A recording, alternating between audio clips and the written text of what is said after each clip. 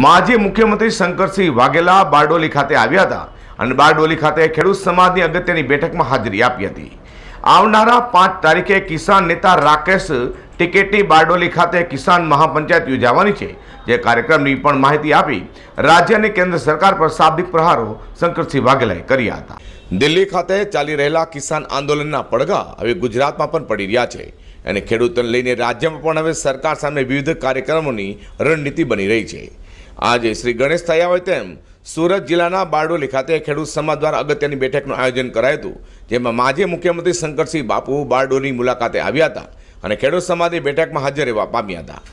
રાજ્યમાં પણ ખેડૂતો પરેશાન હોવાનો શંકરસિંહે સૂર પુરાવ્યો હતો અને આવનાર 5મી એપ્રિલે કિસાન નેતા રાકેશ ટિકેટની ઉપસ્થિતિમાં કિસાન મહાપંચાયતનું આયોજન કરાયું છે, જે બાબતે માહિતી આપી હતી।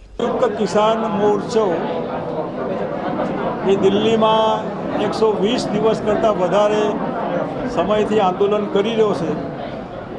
એના આગેવાન રાકેશ ટિકાયત, એમના બાપુજી મહેન્દ્રસિંહ ટિકાયત પણ આખી જિંદગી ખેડૂતોની સેવા કરેલી। એ 4 ને 5 2 દિવસ ગુજરાતમાં આવી રહ્યા છે। 4 તારીખ સવારે રાજસ્થાનથી આંદોલન જે ગુજરાતમાં પ્રવેશી રહ્યું છે એમનો પ્રવેશ થશે।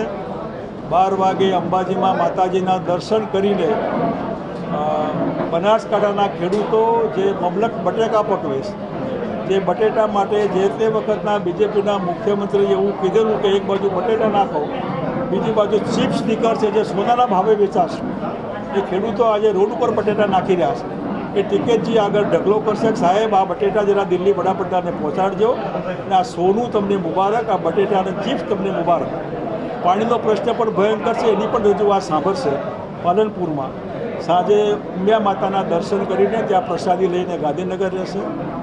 5 તારીખે બારડોલી તરફ પ્રયાણ કરશે। ખેડૂત સમાજના આગેવાન જયેશભાઈની અધ્યક્ષતામાં એનો પ્રોગ્રામ થશે। સવારે 7 વાગે સાબરમતી આશ્રમ, 10 વાગે કરમસદ સરદાર પટેલના નિવાસ સ્થાને, લગભગ 11 વાગે છાણી ગુરુદ્વારામાં લંગરમાં પ્રસાદી લેશે અને બધાને મળતા બપોરે લગભગ 3 વાગે બારડોલીમાં આપણા ત્યાં સરદાર સાહેબ અને ત્યાં પોતે રહેલા ત્યાં મુલાકાત લેશે આશ્રમમાં અને ફોટાની જે કંઈ કાર્યાલય કરવાનો સૂત્રની આંટી સરદાર અને ગાંધીજીને પહેરાવીને જે કાર્યક્રમ નક્કી થાય એ કાર્યક્રમમાં 2 શબ્દો કહીને અહીંથી સીધા સુરત પ્રયાણ કરશે। આ 2 દિવસનો એમનો પ્રોગ્રામ છે। આ સંયુક્ત કિસાન મોરચાનો પ્રોગ્રામ છે। આ ખેડૂત સમાજના બધા વિવિધ સંગઠનો એમાં ઇન્વોલ્વ છે અને એ રીતે ગુજરાત જાણે બીજેપીના ઘેર ઘીનું મુકાયેલું હોય અને કિસાનો કોઈ બોલતા જ નથી, એ આઈસ બ્રેક કરવા માટે આંદોલન થઈ રહ્યું છે, એટલા માટે આગેવાનો આવી રહ્યા છે। દિલ્હી ખાતે 120 દિવસથી કિસાન આંદોલન ચાલી રહ્યું છે, જેને સમર્થન આપવા ગુજરાત તરફ મીટ મંડાઈ છે અને કિસાન વિરોધી 3 કાળા કાયદા છે એ રદ થાય હેતુ સાથે ગુજરાતના ખેડૂતોમાં જાગૃતિ આવે માટે આવનારા દિવસોમાં કાર્યક્રમનું આયોજન થનાર છે। કિસાન મહાપંચાયતને નિષ્ફળ બનાવવા સરકાર પોલીસનો ઉપયોગ કરી રહી હોવાની પણ શંકરસિંહ આક્ષેપો કર્યા હતા અને જો ખેડૂતોનો સરકાર અવાજ દબાવવા પ્રયત્ન કરશે તો ખેડૂતો ધંધા બંધના એલાન પણ આપી મક્કમ લડત આપવાનું જણાવી કંઈક આ રીતે શાબ્દિક પ્રહારો કર્યા હતા। આપ સૌને સમર્થન આપવા માટે મારી વિનંતી છે। આ પોલિટિકલ નથી, ખેડૂતોના ભલામાં છે, ફક્ત ખેડૂતોના નહીં, મધ્યમવર્ગના ભલામાં છે, ગરીબોના ભલામાં છે।